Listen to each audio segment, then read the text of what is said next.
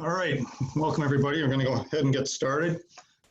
We have a good showing of a lot of people on the call today, and I'm always glad to see a lot of people interested in Nicaragua, and really appreciate you joining the call.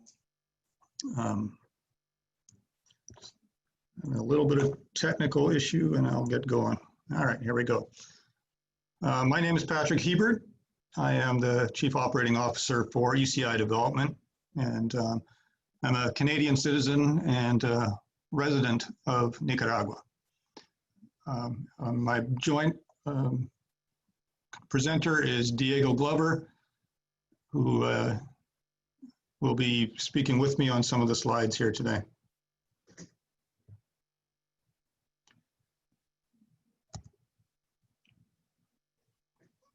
ECI Development is a company that provides resort and residences across Central and South America in numerous countries.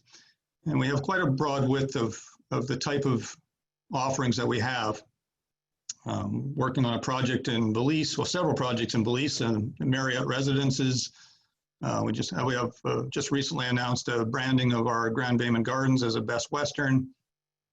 We have a very interesting over-the-water project of tiny homes. And in Nicaragua, we have the teak, and we also have the large Grand Pacifica Golf and Beach Resort, which we're going to be talking about quite a bit today, later on in the presentation. We also have property in Costa Rica and joint venture with another company in Panama, and a number of future acquisitions, as well as one we recently just did in Panama. Today we're going to be focusing on Nicaragua. So we're going to talk about a few different things: why Nicaragua, living in Nicaragua, the benefits of investing in Nicaragua, and then let's focus a little bit of time on our property. Full disclosure, a little bit of sales pitch at the end there on our Grand Pacifica Beach and Golf Resort, and then we'll be happy to answer questions. So have you ever been to Nicaragua? We like to joke, there's really only two answers to that question. It's either yes or not yet. It's a beautiful country, and we'll talk about a little bit about it going forward here. So why Nicaragua? Despite, a lot of people of my generation remember Nicaragua in the news from the late 70s with the revolution and, the history there, for that reason, that's already 40 years old. But despite that, the Nicaraguan name for some of us would watch news as, when we were younger, that the concept in Nicaragua always had that, well, is it safe? You'll be surprised to know the statistics show that it's one of the safest countries, if not the safest country in the Americas, certainly in Central America. And, one of the reasons that it has some of the most inexpensive real estate is because it is perceived as not safe, despite being very safe. Well, one of the things on the safety side, and we'll talk a little bit more of that later too, but it's the unique way that Nicaragua went about creating kind of the equivalent of a North American neighborhood watch, and also creating work for people, and made a really large police force back in the 80s. And so they never developed a lot of the drug problem that has been an issue for some of the Central American countries. They didn't have gangs, and so it's made it a very, very safe country for that reason. And like I said, we'll go into a little bit of the statistics on that in a minute. It has an extremely low cost of living. So there's many natural and historical treasures. It has the oldest city, Granada, in all of the Americas, built on the Lake Nicaragua. Used to be a city there for basically protecting against the pirates of the Caribbean. So it really has a rich history in the country. I mentioned I was a Canadian citizen and a Nicaraguan resident. And the reason I'm a Nicaraguan resident, on top of these other reasons, it's definitely, as a Canadian, you're looking for a better climate. And so there's no doubt that was influential in my decision to become a resident of Nicaragua. Most of Central America and Northern South America has great climates, but Nicaragua is kind of situated right in the middle, where our Grand Pacifica property is. It's in a valley, somewhat sheltered by a volcanic mountain range. And so you get a really ideal kind of climate there. It's also, close to North America. And we'll go through a few of the slides on exactly where it is. It's amazing how many times that people say, Nicaragua, that's in Africa, isn't it? Well, no, it's just the country just north of Costa Rica. Now, Costa Rica did a great job, starting probably in the 80s, of marketing itself. And Nicaragua, frankly, just didn't. And so, you tend to know much less about a country like Nicaragua than you do about Costa Rica, but, they're very, very similar in terms of landscape, beautiful jungles, volcanoes, spectacular beaches. But Nicaragua is anywhere from 1/4 to probably 1/5 of the cost of living and cost of real estate of equivalent property in Costa Rica. So it's why it's become, quite popular in recent years. It's got a growing tourism industry. We'll talk a little bit about had a bit of a stumble in the last couple of years, and we'll talk a little bit about that, but continues to kind of grow again now. It has great foreign landowner rights. This was another reason why I chose to buy in Nicaragua originally. When I looked at countries like Mexico, I'd spent quite a bit of time in Puerto Vallarta and other cities like that. But if you want to own beachfront property specifically, you had to go through a trust and various things. Well, Nicaragua treats foreigners with the exactly the same landowner rights as it does for local Nicaraguans, which is really nice.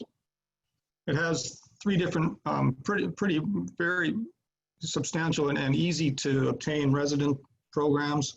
So people looking for what we like to talk about in the industry here is a Plan B, whether you're a citizen from the US or Canada or a European country or somewhere else in the world.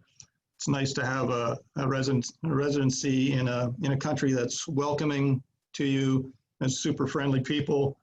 And it just, if you ever decide, even if now's not the right time, and for many of you it probably is now is the right time, but if it's not, it's still nice to know that you have a Plan B. So where is Nicaragua? If you look at the colorful map there in the dark black, it's an arrow, Nicaragua, pointing to the center of the map. Nicaragua is the largest of the Central American countries. And you'll see it's just above Costa Rica, which is just above Panama.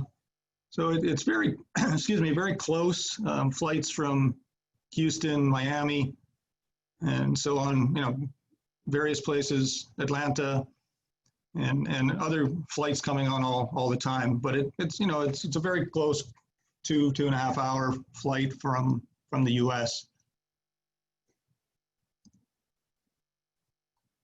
Nicaragua, I mentioned earlier that ECI Development, we have property in numerous countries, and we use this graph and this scale quite a bit in describing for people who are interested in checking out different countries. For instance, the way the scale, when the graph works, is the more mature markets, so to speak, are at the top of the scale, and the less mature from an economy or tourism standpoint or development standpoint is at the bottom. Now, if you look at the Pacific coast of Costa Rica, you'll see that that's right at the top. Panama's very close to the top. Those countries have done a really good job of promoting themselves for decades. And so they're a more mature market. And so if you're looking, for instance, at the ROI on a rental property, it'll cost you quite a bit more to buy in to those areas, but they will likely produce a higher cash flow because of the maturity of the market. And you can go down the scale and see that, Costa Rica Highlands or Costa Rica on the Caribbean side is not as developed. Belize is kind of middle ground. I personally would put Nicaragua a little bit higher on this scale. I think it's, come a long ways in the last decade. I officially live in Nicaragua right now, but I've been going there for 15 years.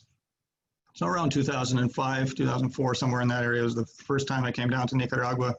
And I've seen a lot of changes, obviously, in infrastructure and everything like that. But also, I would say it's moved up the curve a little bit here. It does actually produce pretty good cash flow from rental properties, and there's a lot of interest. It's kind of in a lot of ways, it's kind of the vogue spot where people are looking and it's like, wow, I want to find something new. It's got the beauty of Costa Rica or Panama, but not as expensive and not as well known. And so I would say it's quickly moving up this graph, if not already further up.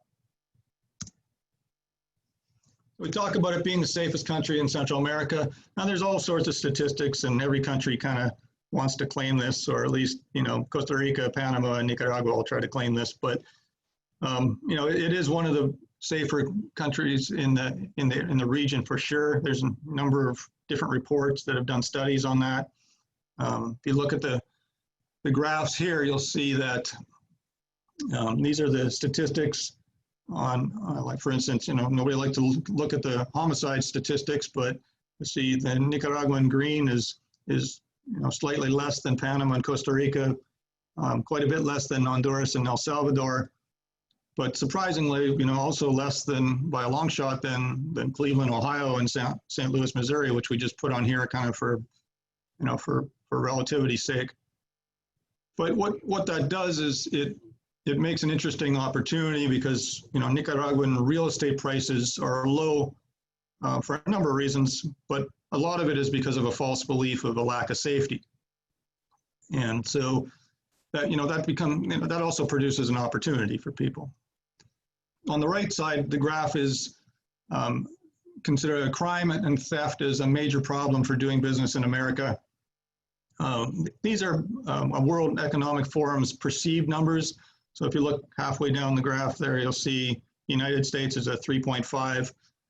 These aren't the percentages of crime. This is how, when people have a business in these countries, how they feel about, is crime or theft an issue for you doing business in the country? And you'll see at the bottom, second from the bottom is Canada, obviously considered a very safe country, and then Nicaragua, from this perspective, is considered even safer than Canada. When we talk about affordable real estate, well, we picked one property that's very similar to a property that we have at Grand Pacifica, for instance. It's a 1-bedroom, 1-bath, 802 square feet in this case, is almost $1 million in San Diego. And I wouldn't consider San Diego, even as expensive as the Bay Area, for instance, in California, but obviously high on the price list. So if you want to be looking out at the Pacific Ocean from your living room, that's the kind of dollars you're going to be paying. At the same time, on the right-hand side, you'll see we have a property, a condo right on the beachfront as well, very similar, a little bigger, 960 square feet, 1-bedroom, 1-bath, and being offered currently at $159,000. So, there's a radical difference in the prices. You're looking out at the same ocean. It's a little bit warmer in Nicaragua in the ocean, while on the land as well. But it's a comfortable climate with a very comfortable beach and water to swim and surf, boating in. For me, I like being near the ocean and near mountains. I lived in Vancouver Island in Canada for most of my life. And so when I was looking at property, I wanted to have, the mountains and ocean nearby. And Nicaragua has the volcanoes, so you have the volcanic range of mountains. And you also have the ocean. Now, I wouldn't go swimming very often in the ocean off of Vancouver Island because the water is just simply too cold. But in Nicaragua, we go into the water all the time. It's a very low cost of living in Nicaragua, certainly relative to almost any of the other countries that we've talked about. On the bottom there, it says the purchasing power is 3 to 4 times that of the US. I think it's actually considerably higher. I know my wife and I, I'm actually in Belize right now in Ambergris Caye in the Caribbean because I didn't quite get the last flight out of Belize when the COVID issue started. So this is where I've been quarantining. But I'd really like, to get home soon to Nicaragua, because that building that you saw in the last picture is actually, my permanent address is in that building. But my wife and I, just before we came down here, went shopping, and we go shopping in the markets like you'll see on the right-hand side. You can go shopping in the typical supermarket. They have La Union or Colonia. These are kind of the larger shopping centers. There's a Walmart in Managua about 45 minutes away from our property. But we prefer to kind of go to the markets where everything's fresh and better and frankly a lot less expensive. But we filled up maybe those big burlap sacks that are, I don't know, they come up to your hip when you lift them up, and we filled that up with all sorts of fruits and vegetables, and went to pay for it, and the total came out to just under $3. There's not too many places on earth where you can, buy weeks worth of vegetables and fruit for that kind of price. So. There's many natural and historic treasures. Like I mentioned earlier, the city of Granada, for example, is the oldest country in all of the Americas. And also in Leon has another beautiful city in Nicaragua, has the oldest cathedral. And just a lot of things, and all the cities and heritage sites are beautiful. Just that old Spanish colonial feeling. And they're just, really beautiful cities that are all pretty close by. And, even Managua's getting cleaned up a lot. I don't, promote Managua as a destination, but that's where the international airport is. But Granada is only about, 30, 40 minutes out of there. Leon about an hour and a half. And, we chose to live at Gran Pacifica, which is kind of central to these different destinations.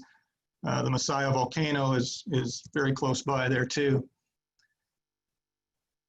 And as I mentioned, it's an amazing year-round climate.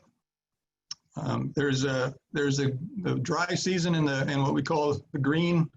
I mean, I mentioned earlier, I come from Vancouver Island, so for Americans, that's just above Seattle. So it has the same climate as Seattle. So when I think of a rainy season, for instance, I'm thinking of 3 weeks of solid gray skies and drizzle and cool weather. Not terribly inviting, and you see the sun once every couple of weeks at best, and that's pretty much November to May. And Nicaragua's climate, when we talk about the rainy season, it's the tropical rainy season where you get 15 minutes of rain, usually at night, and the amount of rain that falls is probably the same amount of rain in Vancouver has or Seattle has in 3 weeks, and it happens in 15 minutes. But torrential downpours, but then the sky clears up again, and you have beautiful days. It's cooler. The air is fresh, and it's just a really nice climate. Now from mid-December, if you ask the locals, it's from mid-December till exactly May 15th is when May 15th is when the rainy season starts again. And it is almost that accurate. You can almost set your watch by it. But between December and May, it really almost never rains. So we have a kind of a little running joke for people that stay in January or February in the property when they're renting, and they'll have gone to Hawaii the year before or something and say, well, it rained the whole time that I was there, and it's kind of disappointing. And we'll literally say, if it rains, if you're there in February, for instance, and it rains, we'll give you your money back, because it just doesn't. So. Again, on the proximity to North America, you'll see that Nicaragua is kind of directly in the center of Central America, between South America and Mexico, and again close to Miami, close to Houston, close to a lot of the obviously because of its location, especially between Miami and Panama City, which Panama City is kind of a hub for Central America. You do get a lot of flights kind of stopping over in Managua, so you have a lot of options for flights, which is really handy. There's a little zoomed in version of it. Again, you can basically see that there's flights being added all the time, and it makes it's pretty convenient to get back and forth. The tourism industry, as I put on here, is growing again. Up until 2018, it was growing very rapidly, and we'll talk a little bit about what happened in 2018. But a big part of the tourism is actually from Central America, other Central American countries. Costa Ricans love to go to Nicaragua because I guess maybe it feels like home, but it's a lot less expensive. You get a lot of Panamanians, get a growing South American group too, and European. Lots of Scandinavians love to go to Nicaragua. And obviously a big chunk of it, almost 30%, is North America. And of that 30%, another 25% of that is Canadian, and about 75% of that US. Now, the elephant in the room is, what happened in Nicaragua. I mentioned, a couple years ago. There was a social political issue, and I'm just going to talk about it a little bit. I'm not a political science expert.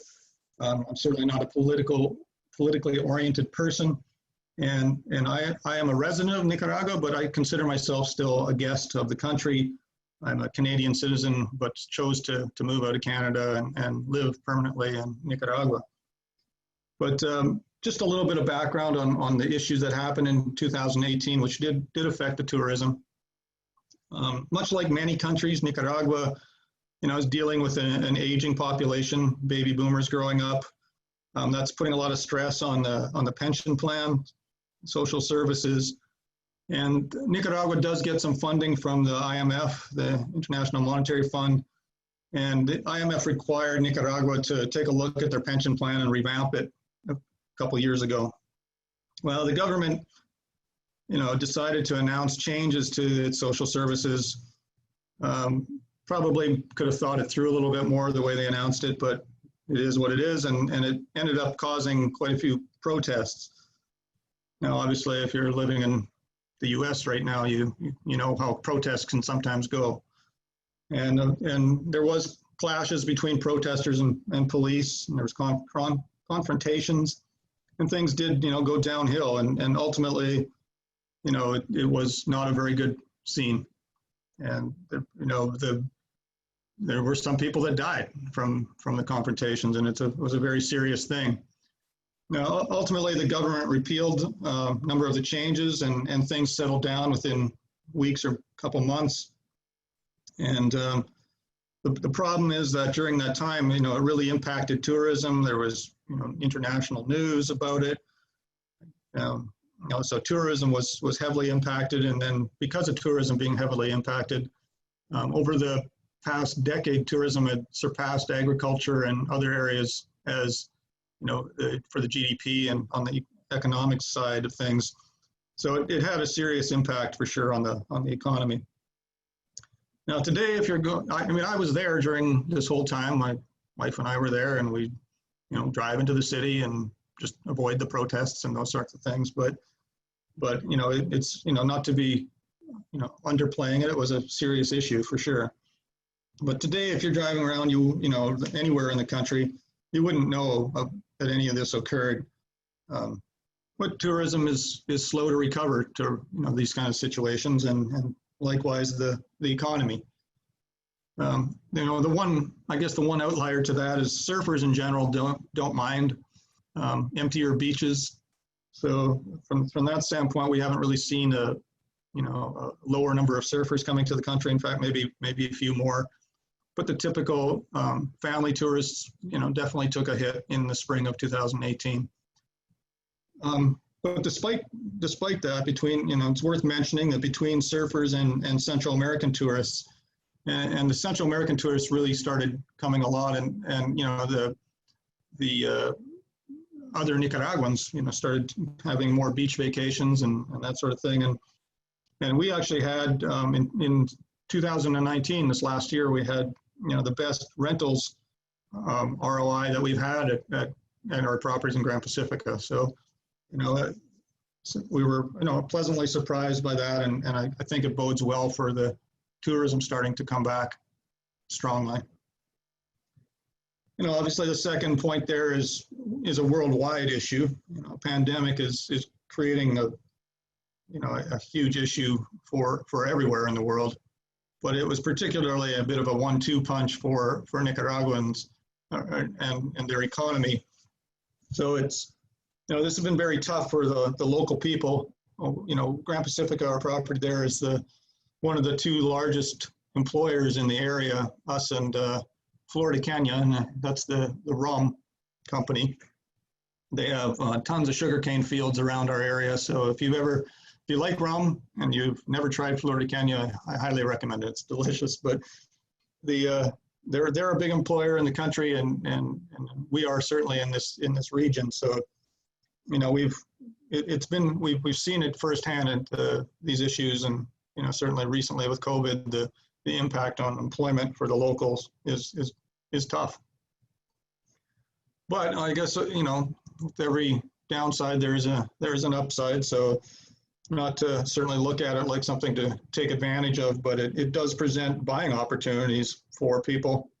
And I'm not going to be embarrassed to say that, because it also people buying in these in the country are going to ultimately help produce more jobs, and the economy grows again because of that. So whether you're hiring somebody to work on your car, or somebody to help you with the gardening, or whatever it is, producing more jobs is exactly what the country needs.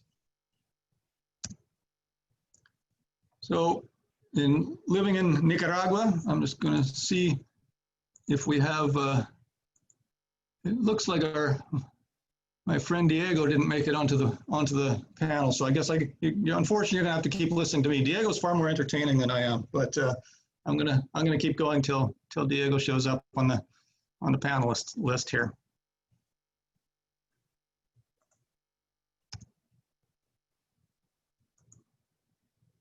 There's lots of things to do in Nicaragua, and these are just next couple slides are just a little bit of an idea to give you some thoughts about what is going on. Obviously, fishing is a huge sport in Costa Rica, less so in Nicaragua, but it's becoming more and more popular because people are claiming that some of the other more popular spots, like the shores of Costa Rica, are getting fished out, whereas in Nicaragua, there's not just so little fishing going on that it's pretty amazing. I caught a 65-pound rooster fish, well, between my son and I, because it played us both out, and it was pretty amazing, just right off the shores of the beach. Surfing is huge. There's some world-class surf breaks in the country, and we are lucky enough to have two of them right in front of Grand Pacifica. So we certainly have a very active surfing community in the area. Snorkeling is more of a Caribbean side. Nicaragua is bordered by both oceans, and the snorkeling is big in the Corn Islands, which is a beautiful set of Caribbean islands that I highly recommend anybody that comes down to Nicaragua try to get over there. It's spectacular as well. It's nice to live in a country where you can quickly get across from one ocean to the other and experience the two types of environments. Diving, again, is more of a Corn Islands or Caribbean. Bluefields is another city on the Caribbean side. But people do diving on the Pacific side as well, and actually in the volcanic lagoons. So there's some pretty cool places to go diving.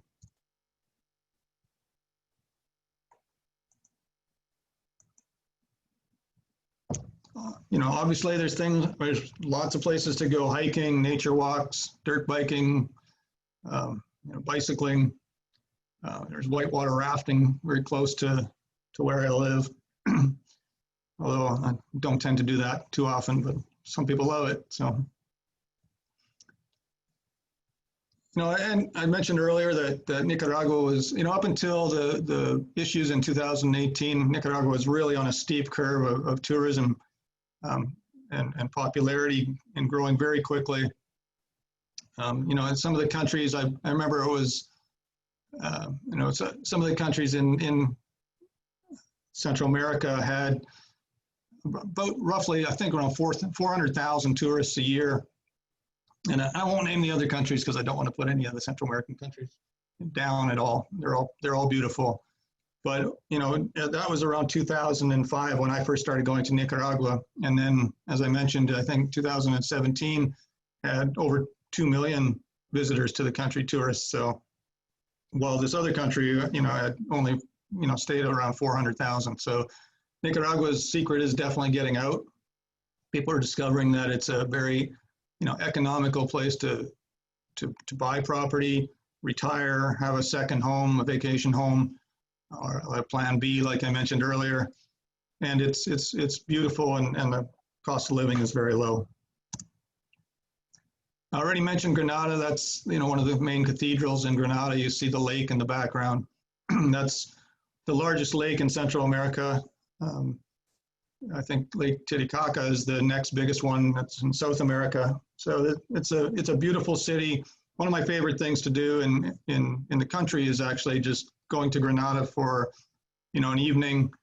And they have what's called the Calzada. It's lots of restaurants and bars on one major street all the way down to the lake from the cathedral. And, you have your choice of some of the great steak. They have Nicaragua's famous for its churrasco, which is a thinly cut tenderloin steak. And, obviously lots of lobster and various types of fish and all sorts of seafood. So you can eat your fill on the Calzada and have, some great wines and things. So it's a really nice place to go. There's a lot of different cities. Masaya has a volcano. It's also if you see the Masaya to the central left of this slide, that's an old fortress that was actually built in the town of Masaya, which is very near Granada. And that was the fortress to protect against, like I mentioned earlier, the pirates of the Caribbean. So you watch those movies, you can actually imagine, this was reality for these people at that time. And the pirates would come up the San Juan River that goes out to the Caribbean from the large Nicaraguan lake, and then come up to the shores to pillage these cities. So they had these fortresses built, and you can actually do a great little boating tour right outside of Granada, which goes to Monkey Island, which is pretty cool. You get to hang out with monkeys. They'll literally jump right on the boat and usually steal whatever's in your pocket. And then there's also, you can go to some of the other islands which have old cannons on them, which were to protect against the pirates.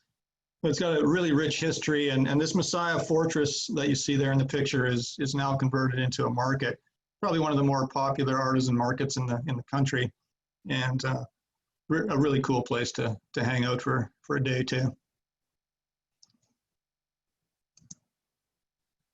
Another one of my favorite places to go is the Laguna de Apoyo. Apoyo means support in Spanish, and it basically, this freshwater lagoon supported a lot of people around it back centuries ago.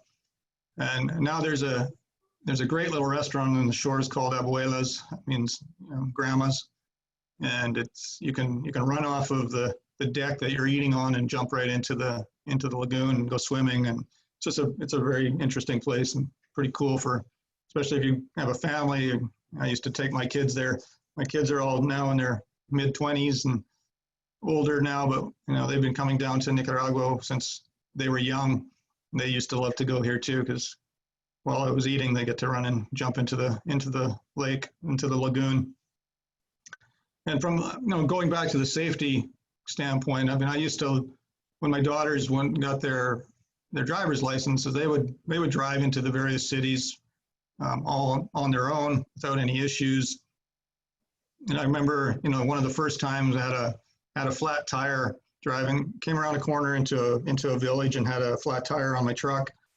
And, being North American, I thought, oh no, what now? Because I saw a lot of people. It seemed like half of the village was coming out of the woodwork, and before I could even say anything, they were jacking up the truck and changed my tire, and just kind of high fives, and we went on our way. I thanked them, and that was it. I just didn't even have to ask anybody. They just came out and helped me change the tire, and I thought, wow, this is some of the friendliest people. And I'm Canadian. I think we're considered friendly most of the time, but these people are very amazing people and very giving. Well, one of the popular things in Nicaragua that I think everybody tries once, which is the volcano boarding. It's basically a large volcano that you get a elaborate piece of plywood, is a nice way to put it, and a plastic suit, and you walk all the way up to the top of this very black, dusty, hot mountain, and at the top you just get on that board and ride it down, and it's pretty amazing to do once. I would recommend it only once, because it's not to take anything away from the guys that do these tours, but I don't think they get too many people coming twice, but you can certainly knock it off your bucket list anyway. The Masaya volcano is probably one of the coolest things on the planet, to be honest. I mean, it's one of the only volcanoes I know of in the world where you can, go right up to the edge of it and look down into the boiling lava. And it's funny because there's a picture of me doing that. So it's funny because you can park your car right at the edge. You don't even have to walk. You literally walk 20 feet, because that's how close you're parking to the edge of the cauldron. And it's funny though, they ask you to back your car into the parking spot so you can have a quicker getaway if it decides to erupt. Somehow I think if it erupts, it's probably not going to matter which direction your car is facing, but nonetheless, it's nice that they're concerned about you.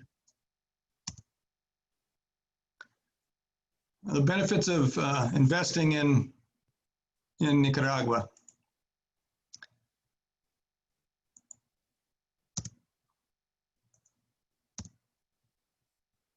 One of the things I mentioned earlier is of the reasons that I was really interested in owning land, and I have to admit I was a little bit of a kid in a candy store when I came down to Nicaragua in terms of property, because relative to North American land, if you look at the photo there, that's Grand Pacifica, and these properties are that close to the beach, some of them right on the beach, and just the cost is so much lower than the equivalent thing would be in North America.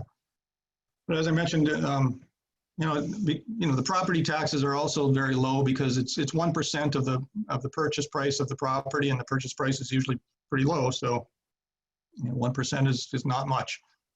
One of the things in Canada we have is certainly in the prairies where I originally grew up, the property tax rate is very high. You have a lot of roads going a lot of distances, and in Nicaragua, everything's a lot more compact, and infrastructure costs are lower. So generally, your property taxes are just that much lower as well. And the most important point here is the equal treatment for foreign or domestic investors, and that you have a freehold title, just like a typical title you'd have on land in North America. You don't have to set up a trust or whatever to own it with a local representative on there, and which some countries do have. We'd already talked about this slide, but again, just to in terms of investing, the opportunity to kind of catch the curve from as it starts to head up quickly is certainly in the less, when you put all the pieces of the formula together, you take the least mature market, when it comes to capital gains, the least mature market with the safety that the country has, and all the other things that we've been talking about, and it's just really makes Nicaragua well positioned for rising up that curve quickly. For those that are interested in residency, there's actually 3 kinds of residencies. There's 2 mentioned here. One of them is also a rental one, less used, a little bit harder to get. But the two most common ones are the pensioner program, pensionado. By their standards in Nicaragua, as long as you're over 45, you're welcome to be a pensioner. You need to show a source of income, whether that's through your own business or some pension or something, of $600 a month. And it's for a spouse dependents, it's I think $150 per dependent in addition to that. So it's a pretty easy program to get into. The other one and the one that I chose to go through was the investor residency. You need to invest a minimum of $30,000 US in Nicaragua, whether that's into property or a business or anything like that. You can do that at any age, of course. And what you get is a 5-year residency, which is renewable. And after that 5 years, you can choose to become a citizen of Nicaragua if you chose to. Obviously, as an investor, you can also run your own business. So that's the one that I chose to go with. So we'll talk a little bit about discovering Gran Pacifica. Well, one more thing I was going to mention on the residency too, for those people that are interested in that. You can bring $20,000 worth of belongings down from, for instance, if you're coming from the States or Canada. And, the people have done that, and I personally wouldn't recommend it. I mean, I would obviously keep your keepsakes and everything that's important to you if you're permanently moving down to Nicaragua. But there's beautiful, beautiful furniture, and you can get all the typical modern appliances, like and everything you'd want. They're not that, the cost is maybe these days maybe 10% more than it is in the U.S. You can get all the flat screen TVs and that sort of thing. Like I said, there's Walmarts and all sorts of different stores that you can purchase that sort of stuff at. But one of my favorite things is to go to a town called Masatepe, and that's one of the cool things about Nicaragua is each little village or town seems to have its kind of artisan thing that it does. Some are pottery towns, some are woodworking towns, some are whatever they're artwork, nurseries for plants. Masatepe is one where it's basically a furniture building or woodworking town, and it's pretty impressive. I remember when I first went down there and was looking at outfitting the home that I bought. I went and found a king size bed, kind of the California king, the big ones. It was all hand built, hand carved out of wood, with very fancy, with a four post bed, and it was only $600. That bed, at least in Canada, would have probably been $10,000. So you can see that. To me, there's not a lot of reason. Most of the people that I talked to that chose to bring their belongings down, especially furniture and things like that, kind of wish they hadn't, because they had so many options to do that in Nicaragua, and there's no sense in bringing North American furniture, for example. You're also allowed, though, to bring import a vehicle every 4 years under the residency program. But again, just as simple to buy a vehicle in the country of Nicaragua. So full disclaimer here, I live in that building that you're seeing there in the picture at Gran Pacifica. Gran Pacifica is one of our properties in Central America. But we have a lot to offer in Gran Pacifica. So I think, the point of this isn't to try to sell anybody on all this today. I just want to give you an idea of the kind of variety that we have in the property, and whether you choose in the future to buy something at Gran Pacifica or not, or somewhere else in Nicaragua, or you choose another country altogether, certainly feel free to contact us. We have a lot of experience in all the different countries and are always happy to promote them. We'll go through this a little bit faster and make sure that we kind of stay on track here. Gran Pacifica is a pretty large resort, 2,500 acres.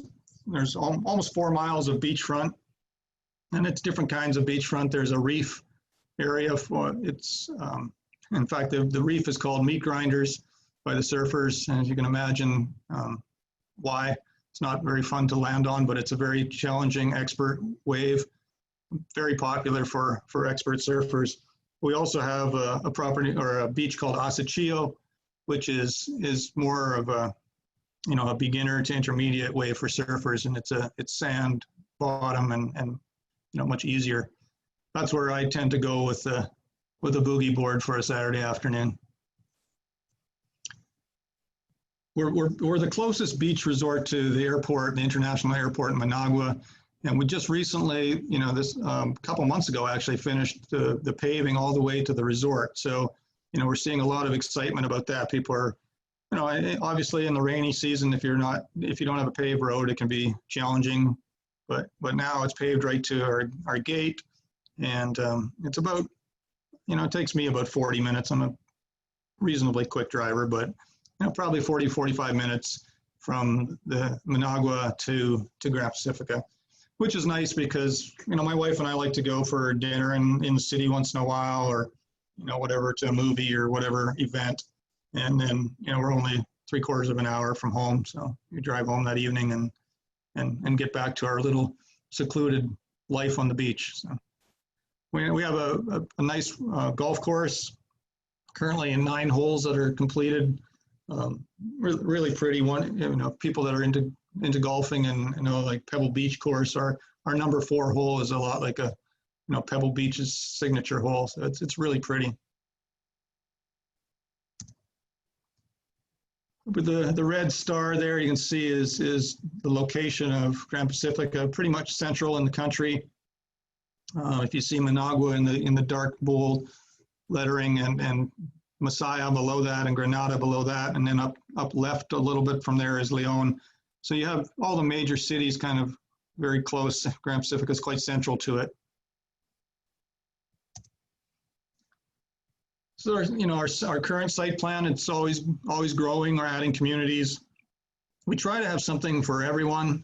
We have kind of in different price ranges, different lifestyles, types. We have everything from what's called Casita Village with pretty small footprint homes to an eco-friendly community. It's solar powered and gray water reuse homes and that sort of thing, to more standard type of homes, and then kind of the estate acreages. And so it kind of runs the gamut. We've got a lot of different types of neighborhoods, but everybody kind of congregates usually at sunset by the beach at the restaurant, and really enjoys the evening, and it's very community oriented. Again, another kind of view of it. There's a lot of things on site, and obviously within close driving range to do in the area. A lot of these things are actually very interesting. Looking down here at the Catarina Market, it's very, very cool looking down on the Laguna. The Florida Canyon Rum Factory tour is pretty cool. If you go to Mexico, you do the tequila tours. Well, in Nicaragua, you do the rum tours. There's just a lot of different things to take in. I'll go through the communities fairly quickly because there's a number of them, and this is being recorded, so you'll have the ability to go back and look through this at any time if you want. So our first phase 1 community is called San Diego Viejo, and it's close to the beach. So you see the kind of the faded part in that picture at the bottom. That's the ocean front. There's 204 home sites. There's already over 80 residences in the community, so it's not an empty bunch of home sites. Lots of nice cobblestone streets and parking areas and park areas, and nice sidewalks to walk on. We're one of the few communities that took in and thought about a lot of this up front. We had it was designed by the same designers that the community was designed by, the same designers that did a number of Disney properties. And with everything from sidewalks slope down to the road, so it's handicap access and that sort of thing. So there's been a lot of thought put into the design of the communities. You see the lots start at 49,000. We've actually had quite a number of sales of lots in the last few weeks, and partly probably because the road was completed, and there's a lot of interest in the property, in the resort. And also, I think, to be honest, it's a bit of COVID. I think the people, are looking at alternatives to being where they might be right now. So, we're seeing a kind of a surge in interest in the properties. So here's an example of a really nice mid-sized house, under $300,000, 2-bedroom, 2-bath. The bottom left-hand corner, that's the view from the backyard. It has a nice pool, and you see the ocean and the sunsets. It's a really nice place. Casita Village is what I mentioned earlier. It's a smaller homes, smaller footprint, kind of easy to get into from a cost perspective, and still very, within the resort, have all the amenities of the resort at your fingertips. So it's also pretty popular, a little community. And the properties there, the home sites start at 39,000. I think we actually have one right now that's even a little less than that, about $35,000, and actually right on the golf course too. So not too many places that you can buy, golf course frontage property to build your home on for in the $30,000 range. Santa Barbara is the estate community that I was mentioning earlier. It's one of our most recent communities in Grand Pacifica. Most of the lots are over an acre, many of them beachfront, kind of an exclusive oceanfront home sites in the area. And again, it's right against the water, so you're literally watching the sunset and the waves from your backyard. And these properties start at $189,000. Las Perlas is the condominium village that I mentioned earlier. The building up in the top left there is like I said, I live with my wife, and I live in that building in one of the units, and we really love it. It's right on the ocean front, and we're just about done in the next few months. The next building in the Las Perlas Oceanfront Village, I believe there's one unit left for sale in that building, and then we're starting on the third building. You'll see here kind of the artist rendering. So the building on your left is the one that exists there. The lower building to the right of that is the restaurant and the infinity pool, and a clubhouse there for meetings, and the front desk for rentals and that sort of thing. And then the horseshoe kind of buildings is the next ones that we're building currently. So, if you're interested in one of those units, we actually can provide up to 50% financing on them, and they're really nice studio units that are coming in there. Again, if you look in the top left of this slide, you'll see that kind of that horseshoe and the ocean to your left. There's some of the floor plans of the building and renderings of what the completed rooms will look like. And the one unit that's left, if it's not sold now, it is on sale for $139,900. Again, that's for an oceanfront condo, that's a pretty amazing price. And here's in the existing building there now, we have one for sale as well.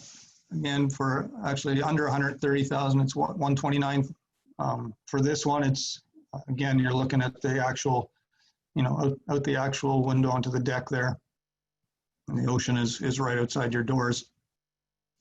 And these units, in full disclosure, I mentioned earlier that I had some properties here. I own some of these units in the Las Perlas building.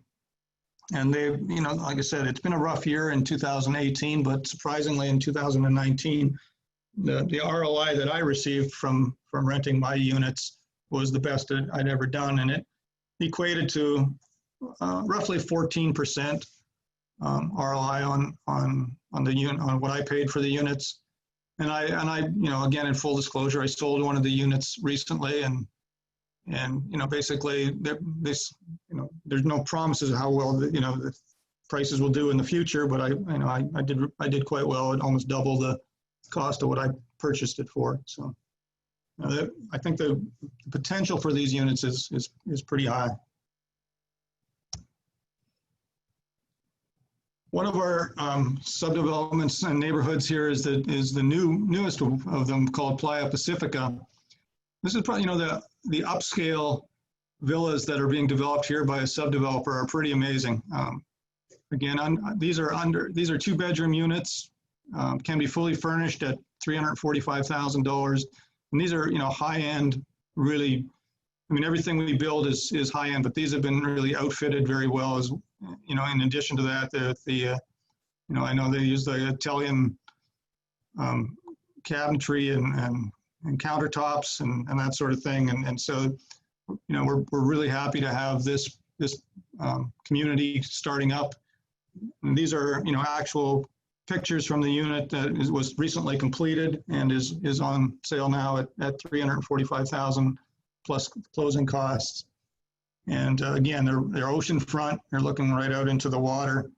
It's just really, really nice places. And here's the same building from the outside exterior. The one on the right there is a rendering, but the left side picture is the actual building. And like I said, they're really a beautiful set of buildings that are coming up here.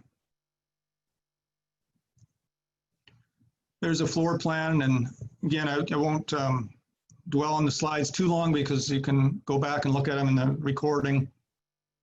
But they're outfitting them really with high-end equipment, security systems, smart TVs, high-end appliances, and all everything that you really want if you want to live at the on the ocean front with a really nice quality unit.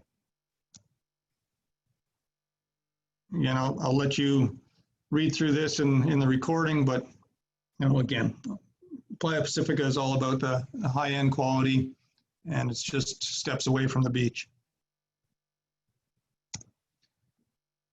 And our last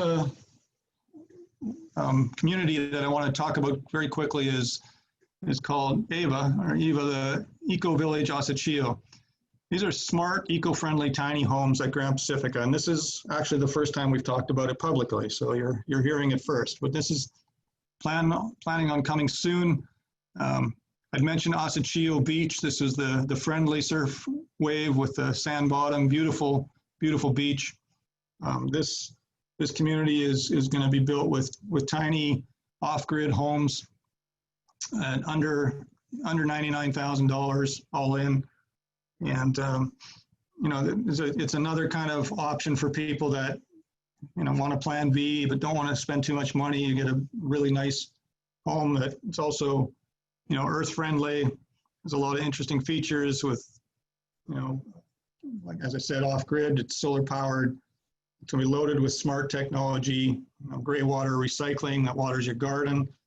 And, these are just some of the renderings of kind of what's to come. See the green roof, and the nice thing about it, I guess, I've become a bit of an expert in sustainable living. I created another communities called Milagro Verde, which means green miracle. It's also another one of the communities at Grand Pacifica. But I like to think of myself as eco-sensible, not eco-crazy. So to me, it has to make sense if you're going to build it in. I think the gray water recycling is important. The green roof, I don't really think we're making a huge difference on the planet's, oxygen production by putting a little pad of grass on top of the roof. But what it does do is it really helps with insulation and efficiency and saves you on air conditioning. Now, the good news of these things, they don't cost you anything from an electricity standpoint because they're you know, they're solar powered, so you're not tapped into any grid. But you know, it's important to build these homes efficiently. If you're interested in Nicaragua, I do recommend you request our Nicaragua handbook from us, and it's free, and it's got a lot of this information, a lot more information, a lot more details on the country itself, and it's just all around a good resource for you. And I apologize that Diego didn't make it onto the group, because he's, like I said, far more interesting to listen to than me. You had to listen to my monotone speech, but hopefully you did get some good information out of this. And we'll open it up for questions at this point. So one of the first questions is, what would be the cost of a medical plan if I were to live in Nicaragua full-time with my wife? This is an interesting question. Let me answer that in a kind of roundabout way. You can get I'm in my mid 50s, and I can get a full coverage medical plan that allows me to have, I think it's tests, full toe to tip of my head, medical testing, blood testing, all sorts of different types of things. And the monthly cost is $63. I want to say it was in the low 60s for that plan. And of course, that gives you a pretty low deductible on any serious issues as well. For what to be honest, I didn't even get that, even at that price. My experience, I'll tell you my experience fairly quickly. I've had the unlucky situation of having kidney stones twice in my life, once in each kidney, and once in Nicaragua and once in Canada. And I got to admit, if I ever have them again, I'm going to Nicaragua to deal with them, because my experience in Nicaragua was even much better than my experience in Canada. I had a late night. It was a late Saturday, and I started experiencing kidney stone pains, although I didn't know what it was. I didn't know if my appendix had burst or whatever it was, but it was a little scary for the first time you have kidney stones, and it's extremely painful. And I was lucky enough to find somebody that I was in a little fishing village up northern Nicaragua, far from anywhere. And I found somebody that had a friend that was a urologist, and he said, "I'll just call this guy." And so I did, and he was out at a party. This was 10:30, 11 at night in Managua, and he said, "Well, if you want, I can run up there, because Nicaraguan doctors still do house calls." And I said, "No, I'm going to make it through this. I'll come and see you in the morning." So he had a clinic in Leon, which was the closest city I was to. So I came there in the morning, and there was literally no wait time. I went right in, got the consultation with him, did a bunch of tests, ultrasound and blood work and everything. And then he brought me into another urologist's office and said, you might want a second opinion. So, just in case, why don't you talk to him about it? And, we went through everything again, and then at the end, he prescribed some medication for me, and he actually walked me across the street to the pharmacy and helped me make sure that, the pharmacy would give me the right medication. And when I went back to the clinic to pay him, and I asked what it cost, and it was $65 for 2 consultations, all the blood work, ultrasound, medication, everything included. So at that point, I realized it's pretty hard to spend money on medical things in Nicaragua. And the Vivian Palace Hospital is it's in a group with the Mayo Clinic. It's really state of the art. It's an amazing hospital. So sorry I spent a little bit of time on this particular question, but you can get inexpensive medical plans, and even if you don't, the cost of medical is so much less. Even as a Canadian, I think it's cheap, and we have virtually free medical in Canada, but the quality of medical, frankly, is better in Nicaragua than it is in Canada. At least that was my experience. Next question is, do you think U.S. sanctions will influence the government's attitude towards people from U.S.? Interesting question, but actually, no, I don't. The country and the government isolate the concept of the U.S. government from U.S. people, and really appreciate Americans and Canadians and Europeans bringing, much needed economic dollars to the country. If you're buying property or you're even just as a tourist spending money in the country, you're very appreciated. And that's different than some countries. Some countries you go to you feel like nobody wants you there, but Nicaragua is the opposite. The people are very friendly and really appreciate, tourists coming and expats living there, because we generate jobs, and the government recognizes that as well. And without tourism, the economy is a lot worse off. So I've never experienced. I mean, you can't look at me and tell whether I'm U.S. or Canadian. So it doesn't really matter. I get treated just like anybody else from the States, but it's always been positive. I've never had any issues. Next question is the sand kind of dark on the beach in the development? Are there many rocks? As I mentioned earlier, there's actually quite a variety of beach environment, even at Grand Pacifica. Keep in mind, the country is a volcanic mountain range. So, a lot of the sand actually gets pretty black when it gets wet, but when it's dry, it's like a light sand color. It's not the white, sand of the Caribbean, but it's still beautiful, kind of powdery, light colored sand. But it's really interesting. In some parts of the country, it almost has like a gold flecks in it, and you get a lot of reflection from it. It's quite pretty, which actually, amazingly enough, keeps it cooler too, because it's quite reflective. But this part in this picture that you're looking at is right in front of the reef, that surfing reef I was talking about. And so there are volcanic ledges. They're kind of not really rocks, but it makes it really nice for fishing. If you like fishing, you can cast it off of there, and the fishing is really good. But then if you walk down, you can start seeing, like, to the left of this picture in the background, it becomes sandier. And as you go towards Asachio, it's just all sand for miles. You can walk or ride a motorcycle or a golf cart or whatever you want for 20 miles of sand. So it's a mix. It's kind of whatever you're looking for. But this reef also offers something really nice. And what it does is, you can't see it on this picture, but where the condos are in the background, and if you go a little further to the right, the reef is a bit of shaped like a horseshoe, so it protects the beach from waves. So you get a really nice kind of swimming pool out in the ocean, and then the reef has kind of potholes in it.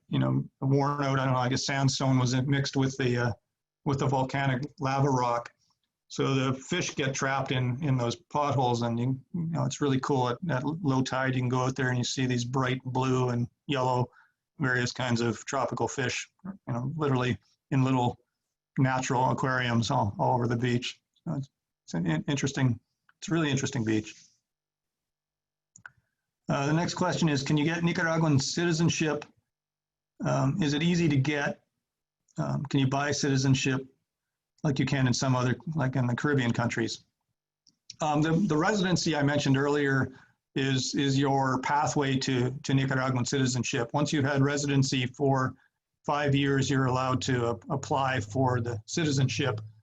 And it's, to the best of my knowledge, and I have to actually check in this, but I don't believe that, other than filling out forms and a couple meetings that you'd have to have, there's no additional cost to getting the citizenship. It's not like some countries will literally, sell you for $500,000, or some are a lot more expensive than that. They'll sell you a citizenship in them. Panama is a lot less than that, but Nicaragua has a different kind of path through residency to citizenship. What are the build time frame requirements once a lot is purchased? On record, we are at 3 years from when you build. We're building a community. We don't really, where people do it. We don't really encourage speculation on the home sites where you buy it and you flip it, but it certainly happens. people, looking to make money, it's doable. But we're trying to build a community, so we want people to build homes on their property, and so we put in a time frame, and we're flexible on that. If when, for instance, in 2008, when the recession hit, we gave people extensions, to where it was comfortable for them to begin building later, and that could go on for months or years, depends on it. But we're not tyrants. We're going to definitely make sure that you enjoy your property and your home. We want you to become part of the community, though, so we encourage people to build their homes. Next question. Address the expat community size and language barriers. Well, the expat community is actually quite large. Obviously, at Grand Pacifica, it's mostly expats. There's also Nicaraguans. We have people from South America. It's a really nice mix. And we get together and dinner and put tables together at the restaurant, and everybody sits around and enjoys each other's company, and it's a really nice mix. The rest of the country has several expat communities. Grenada, the city I was talking about, has a very large expat, American and Canadian expat community.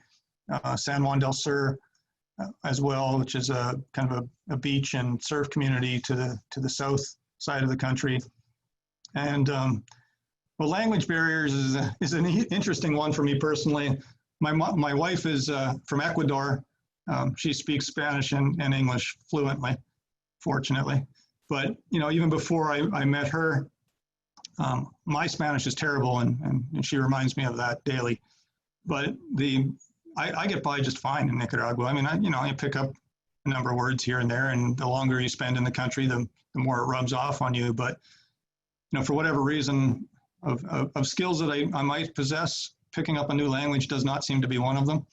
So as hard as I try, I struggle. Maybe I'm a bit of a perfectionist. I find the people who just go out and don't care and just try to say the language like they think it sounds, do the best and pick up the most words and become the most integrated. So I'd encourage anybody to just not be timid about it. Just, like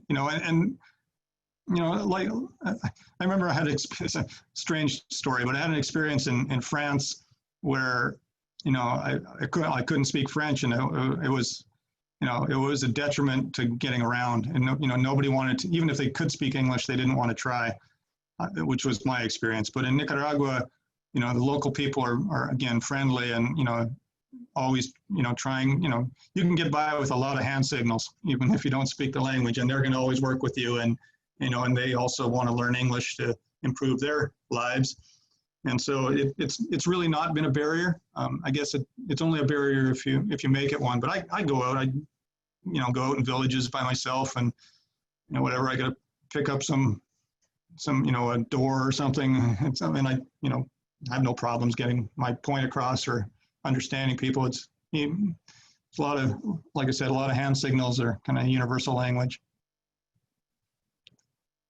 Are there different clubs, sailing, golf, tennis? We at Grand Pacifica here, I guess we didn't really have many pictures of the golf course. It's a beautiful golf course here on the property. There are numerous golf courses. There's Najapa is another one in Managua. There's a couple other resorts that have golf courses as well. That most of them are public, and we're just in the process actually of finishing up our tennis courts on the property. And sailing, I'm an avid sailor actually. The ocean here is pretty rough. We don't have a marina built yet at Grand Pacifica, but there are places to keep your boat. There's a marina not too far to the north of us, and then there's one in San Juan del Sur to the south of us. And actually, one of our residents does have a small sailboat, but he brings it out on a trailer and launches it that way. But there's certainly jet skis and things like that around. But yeah, there's different kinds of clubs and that sort of thing. And Managua has the golf club as well.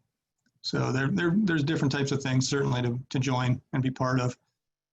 You know, and you'll meet a lot of people too, and with varying interests, so that you'll really never find that sort of thing that you'd be lacking in it. Next question. What is the internet access like? What about electricity reliability? I'll start with that one here first. There's a few other questions, but we have, again, Nicaragua has good internet access generally. We at Grand Pacifica have whatever, I mean, you can basically order whatever speed of internet you want. I mean, almost, you know, a good portion of the people living down there typically, you know, if they're not retired, they're working from home, and we have stock traders, and we have all sorts of different types of people that are working from home that rely on the internet.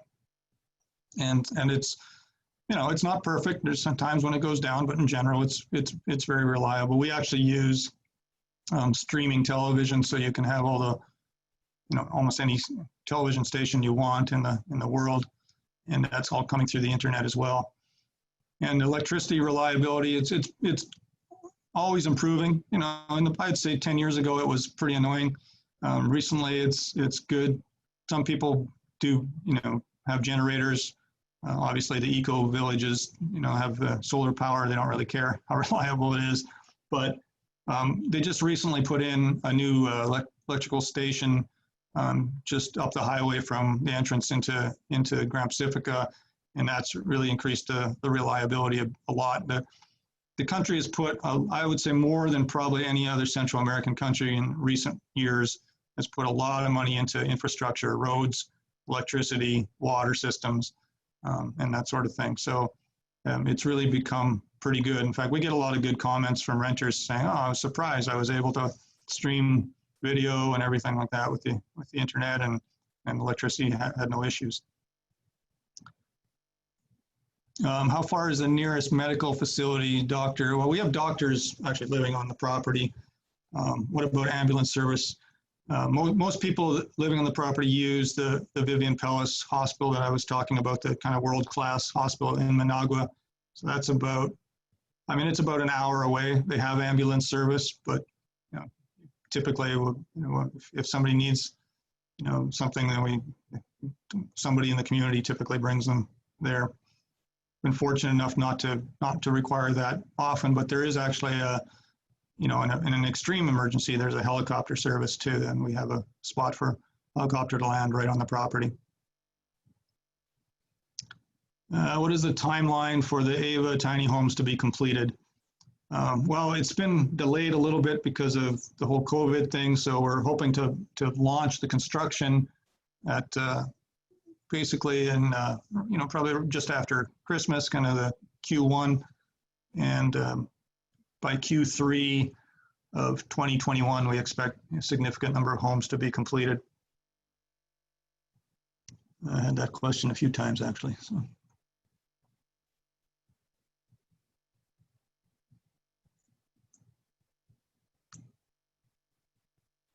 Are the condos in AVA pet friendly? Yes. I mean, there's, I guess the exception to that is if a particular owner rents out their condo and they don't want pets in it, they have the right to request it of the property management company. But in general, everything's pet friendly. We have some rules in the resort that, you know, you're outside of your own home, that pets needs to be on a leash and that sort of thing. But you know, kind of typical resort residence, you know, regulations.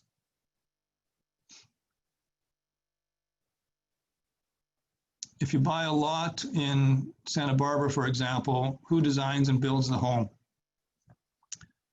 Well, that's optional. I mean, we have a, you know, in full disclosure, we have a Grand Pacific construction division that does design and build homes. But if you have, you know, a preferred architect, or you're an architect yourself, and or a construction person, then, you know, you're not stopped from doing that yourself. You know, we ask if you do bring in a construction company that we kind of vet them and authorize that they're used, because we don't want anybody to have a bad experience. I mean, we don't want you coming to a new country for yourself and you know, something goes wrong with your construction. So we try to, you know, we try to coach you, I guess, as best as possible, but that doesn't mean you certainly have to use the Grand Pacifica Construction Division. There's 5 or 6 currently authorized construction companies and architects in the property, and people use various ones for various homes. If you own a property and you want to sell it later, are there licensed agents to list the property? Yeah, we actually have resale agents that even live right on the resort, and they're obviously happy to list your property for you if that's what you choose to do. As the government crackdown of 2018 eased off, what restrictions did you experience yourself during the time? Yeah, I mean, eventually the government, you know, opened up the roads because protesters had closed the roads, and there was, you know, standoffs and things like that. And so there was a bit of a crackdown in terms of, you know, freeing up transportation flow and things like that. That was back in, I guess, May or June of 2018. So that's, I guess, more than 2 years ago now. In terms of what restrictions did I experience for myself, you know, very little. People were very civilized about it. You know, I had to go to the airport and back, and even pick up, you know, friends and things like that during that time. And, you know, I ran into protesters blocking roads, but they would typically make us sit there for 10 minutes or whatever, and then wave us through. And, you know, there was no, you know, sometimes I would take shortcuts and get lost at different parts of Managua because I was trying to get around the roadblocks. But, you know, for me, it wasn't, you know, it wasn't a scary situation. But, you know, obviously, like I said, I don't want to play it down like it wasn't a serious situation. But, and are people, one part of the question, are people still feeling threatened? And no, I mean, life has returned basically to normal, and, you know, you know, it's unfortunate that situation occurred, because it really had a, you know, a big impact on tourism, and it's, you know, it takes a decade to build up the tourism, and one nasty event to ruin it for weeks and months, years again. So, you know, but we're seeing it start to come back certainly this year, and it's again unfortunate that the COVID situation hit. Of course, that's unfortunate for everybody in the world. But when you get a kind of a 1-2 punch like that for the country, it's not been easy for it. But, you know, like I said, the people of Nicaragua are optimistic, they're friendly, and you know, when you're used to not having employment for, you know, a lot of your life, you know, and you live in a tropical climate where you can walk to the beach and fish for dinner and go pick, you know, fruit off the trees and grow vegetables and all that sort of thing, you know, you're not worried about sustaining life. That makes a big difference, because now you're not, you know, you're not desperate, and you're not, you know, turning to crime, for instance, to put food on the table for your family. So we haven't seen, you know, a crime rate really change. We've, you know, at least not from my perspective. I don't know what the, you know, the most recent stats will be, but it certainly doesn't feel like there's been a change, you know. So hopefully, you know, with the COVID situation, the virus situation, that things will ease off and improve all over the world, and obviously that'll be good for Nicaragua as well. So I think that's all the questions we have. I think I went over time probably a lot, but I certainly appreciate everybody that hung through the call, and like I said, not the most entertaining guy to listen to, and I'm sorry we missed Diego on the call, but we'll get him on next time. And thanks everybody for attending. It's been great talking to you about Nicaragua, and I'm always open to ask, you know, private questions later on if you want to send emails or whatever. That I'd be happy to respond to them. So thanks very much, and we'll talk to you again soon. Bye.